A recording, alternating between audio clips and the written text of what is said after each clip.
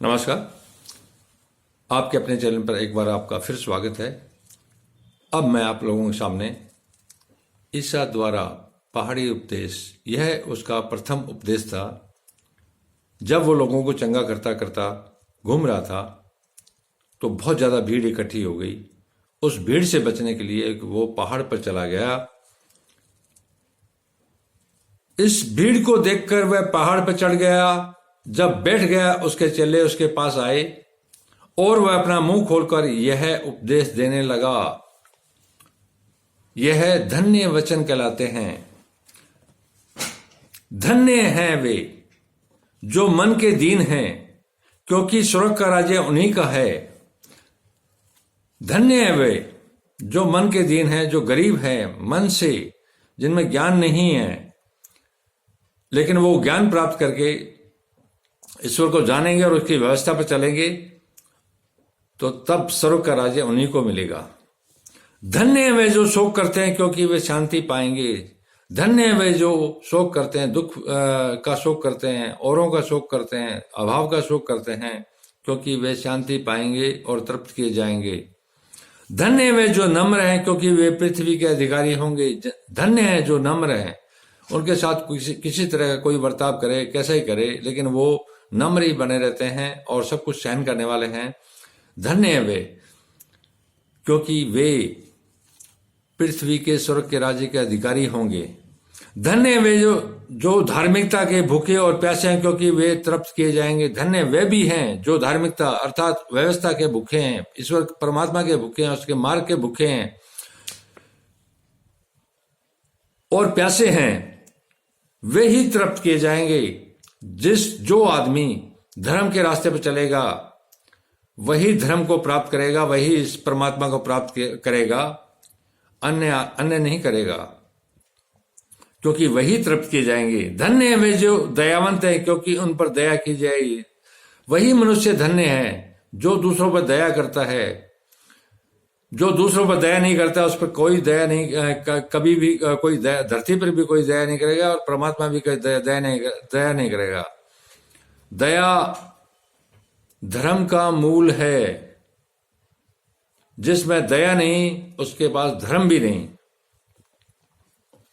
धन्य वे जिनके मन शुद्ध हैं, क्योंकि वे परमेश्वर को देखेंगे। जिनके मन पवित्र और शुद्ध हैं, जिनके मन में कोई कपट नहीं है, कोई लोभ लालच नहीं है,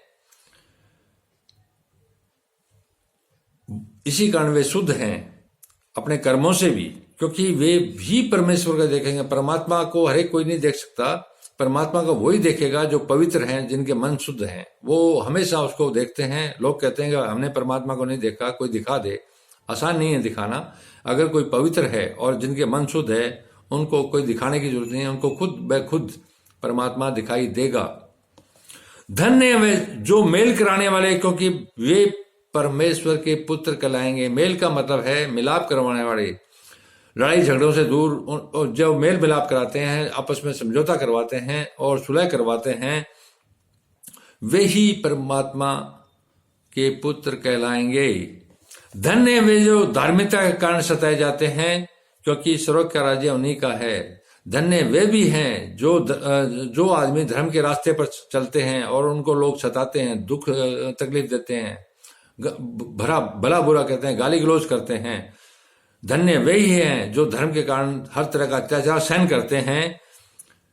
स्वर्ग का राज्य उन्हीं को ही प्राप्त होगा, हर एक को नहीं होगा। धन्य हो तुम जब मनुष्य मेरे कारण तुम्हारी निंदा करे। मैं ईसा को प्यार करता हूं, उसको यहां रखता हूं। मैं भी धन्य हूं, क्योंकि ईसा के कारण लोग मेरी निंदा करेंगे, कर भी रहे हैं, मुझे सताएंगे, झूठ बोलकर मेरे बारे में लोग बुरी बातें भी कहेंगे, लेकिन मैं आनंदित और मगन होऊंगा, क्योंकि वचन यही कहते हैं, क्योंकि तुम्हारे लिए स्वर्ग में बड़ा फल है, इसलिए कि उन्होंने उन भविष्य वक्ताओं को जो तुमसे पहले थे इसी रीति से सताया था। क्योंकि तुम्हारे लिए स्वर्ग का बड़ा फल है। इसलिए कि उन्होंने उन भविष्यवक्ताओं, मेरे से पहले भी भविष्यवक्ताओं को इसी रीति से पहले लोगों ने सताया था, क्योंकि वो ईसा के नाम, परमात्मा के पुत्र के नाम और उसकी व्यवस्था पर जो बोलता था उसको सताते थे, उसको तंग करते थे, जलील करते थे, बेइज्जत करते थे। तो कोई नई बात नहीं है कि मेरे साथ ऐसा कोई नहीं करेगा, मेरे साथ भी ऐसा करेंगे, मैं उसको सहन करूंगा।